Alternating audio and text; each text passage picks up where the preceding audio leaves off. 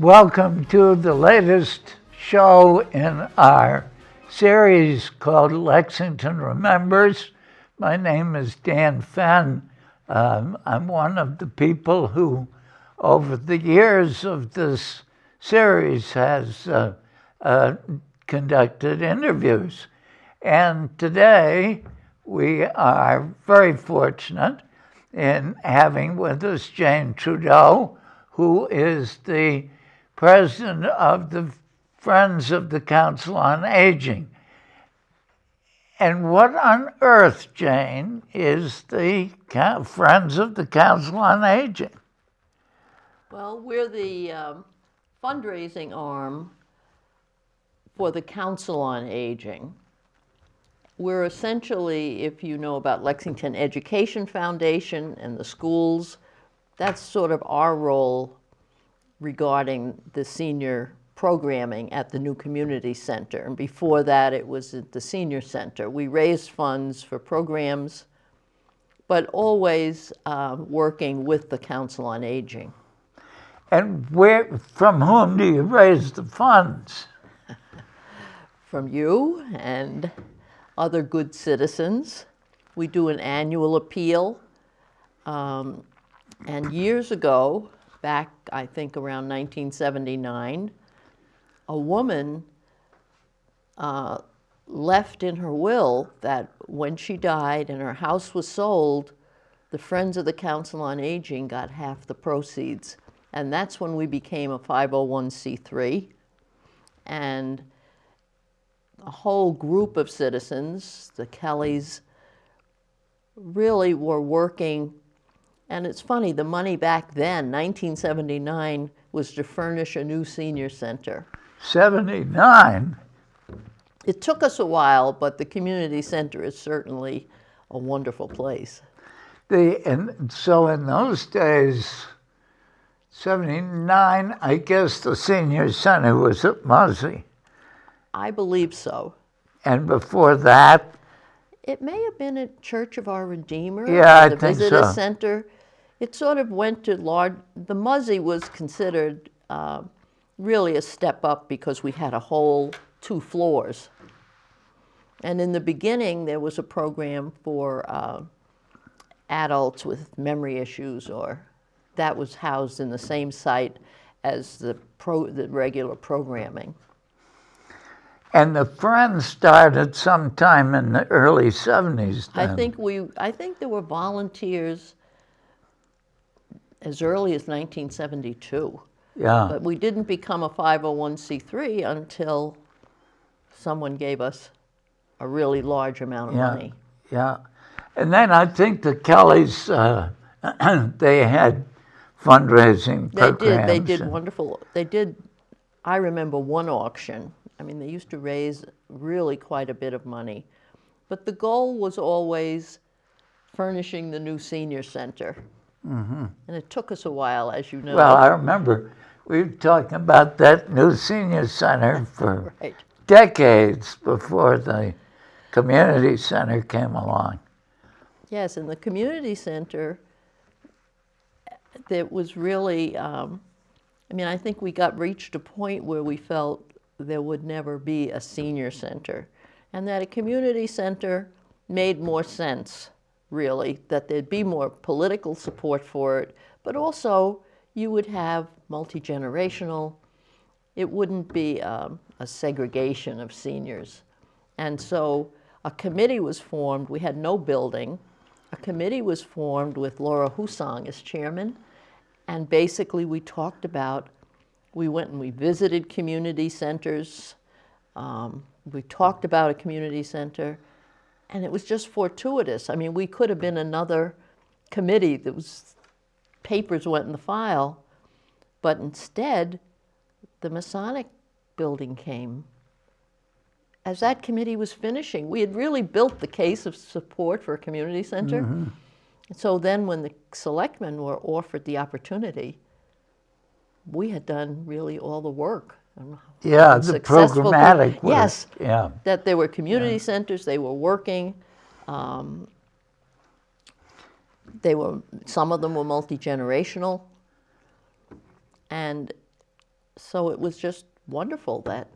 Now, the Council on Aging is a formal committee appointed by the town manager And advisory to the town manager. That's right. For senior programs, right? Right. And the Friends are tied in with the Definitely. COA. That's right. I'd say they come to us through the Human Services Department. The Human Services brings their budget that they would like us to fund each year to the Council on Aging, and the Council on Aging really makes the formal requests to us. So, for example, we give $6,000 a year, just a block grant. But basically, the Council on Aging has approved that and makes the request. So we work through them. And in fact, we had a grant from the Dana Home Foundation, which is a wonderful resource for seniors. And that grant was to begin the OWL program, which was Older, Wiser Learners. Now, what was that again? OWL, Yeah. Older, Wiser, Lifelong Learners. And it's been a very successful, it was initially funded with an $8,000 a year grant. We did it for 3 years with Dana Home money. And then in the 4th year, we were so successful, and we were just making a nominal fee, $25 for a 5 and 6 session course, and we were self-sustaining. And so now we offer at least 7 courses each fall and each spring, and our registrations were up around 300. Now, how do I find out about this? It sounds fascinating. Well, OWL, it's the senior newsletter that comes, usually lists our courses, and we're in the recreation book. Now that this community center, the recreation catalog has a section, lifelong learning, and we're one of the programs, a lot of the exercise classes. So I could find out about it through the community center. Oh, yeah. In fact, the recreation catalog lists our program, and you can register now we're very modern, you can register online using your credit card. Yeah, that's fancy. Right. So what kind of courses does OWL offer? Well, our goal was to, the senior programming really concentrated on wellness and a lot of health issues, and we felt we'd like something more intellectual. So we've had programs on China, Shakespeare, philosophy. Lexington has so many people who are so talented. We've had tremendous resources. A man named Larry Prusak has taught about wisdom and knowledge. Bob Rotberg taught about Africa. We've had a professor from Bentley who talked about China. We have a woman from Salem State who's done very successful Shakespeare programs. So does anybody come to these things? I said we have, our classes fill. I think our biggest turnout, we had the whole faculty from the neuroscience department at Wellesley, and we had 150 people registered. We did that at St. Bridget's because they had the bigger hall. But yeah, people, I think when they find out about it, and our goal was to make it accessible, daytime, and affordable. And it's $25 for a course? $25 for a course. You can't go wrong with that. And we have if anyone just says, I can't afford that, we'd ask no questions. It's not a problem. Yeah. So there's financial aid, I guess you'd call it. So it goes beyond simply making grants to the Human Services Department and the COA. We seem to have moved, yes, I would say historically, I think when it started, if there was a luncheon, this is back when we were in Muzzy, if there was a luncheon, staff would come to the Friends of the Council on Aging, and we'd write one check to pay for the luncheon. Then we progressed to the point where we said, give us just an amount. Yeah. In other words, we give a check for $6,000 a year, and you can use it however you like. Yeah. In addition, Lex Connect, which is the deeply discounted taxi service, we give $10,000 a year now to help subsidize that. How does that thing work?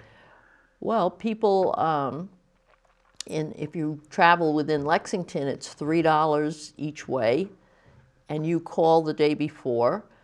You have to buy a book of coupons at the initial book of coupons. You have to buy in person because they want to know that you're mobile and you can get about.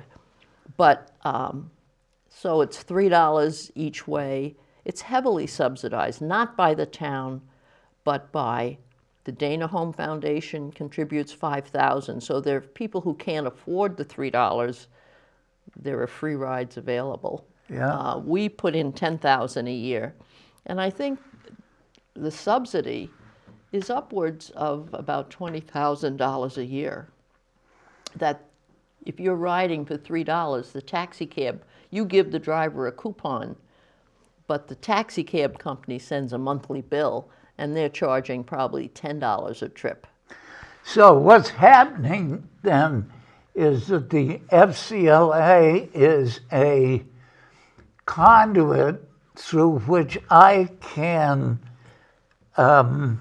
give some funds which support programs that enhance the quality of life for Lexington seniors. That's right. It's and as a matter of fact, as I remember it, the FCLA helped get this series Lexington Remembers started, yes.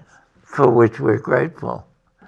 Yeah, our most recent undertaking, OWL, continues, but we thought we would, just since the community center was new, and we wanted to sort of give support to grassroots ideas, we started something this year called Bright Ideas, that people I saw a sign at the community center for that. People would write an application. That's what I've got here. We would never give more than $3,000.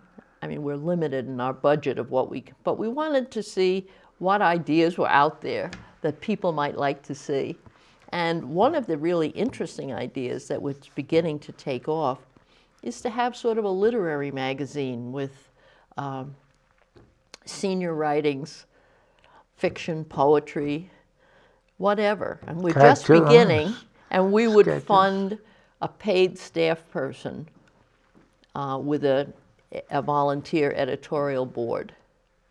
So that's one thing that's happening. The other is that some groups who meet would like to have hearing-assisted devices, and there's a proposal before us to buy a portable hearing-assisted device, microphone, that probably through the library, actually, will be able to borrow it to use at their meetings, where they're in a facility where they don't have that kind of, I mean, the library has hearing-assisted, the community center has in some of its rooms, but this would be one of the proposals we're considering. So we've gotten 6 proposals for different projects. We haven't decided which ones we'll fund, but any rate, it is true, it's your money. People who contribute, who make it possible to sort of have enrichment. As I started out saying, what LEF does for the schools, but on a much grander scale, we try to do for seniors. Mm-hmm. And so if I had a bright idea of a program that I thought seniors would find useful and interesting and fun, so how do I apply it's interesting. To you? Well, we've made a very simple application. This is our application form. Just one page? One page. Give us your idea, approximate idea of what your budget would be. And And where do I get the form? You can get it at the desk at the community center, or if you go online, we have a website, Friends of the Council on Aging. I think it's .com. Friends of the Lexington Council on Aging. Friends of the Lexington COA.com. Our Friends of the application Lexington COA.com. Applications for our OWL program, applications for this are available, and a description of the program. And so the Bright Ideas is a new Brand new. initiative. We didn't know, would we get any ideas? Would we get any applications? But it was sort of a way to see, are there things that people would see happening at the new community center that's not being offered? And we've gotten 6 rather interesting proposals. I would think that that would be a program that would grow, that you'd have more and more people with, when they hear about it, with ideas. Well, the approval would have, staff has to be willing. Sometimes it involves staff time and work. Staff has to be willing, and the Council on Aging has to approve what we're doing. Yeah. But we haven't done it before, and we'll see how it works out. And how do you go about raising the money to do this? We do an annual appeal, and the woman who left us half the profits from her house, that money is managed by the trustee of public trusts, and we get the income. So we have income between our annual appeal and the interest from our benefactors' generosity. We have about $20,000 a year in income, where we really have never really approached Lexington businesses, and that's probably our next step, is to either get them to sponsor perhaps some of these bright ideas,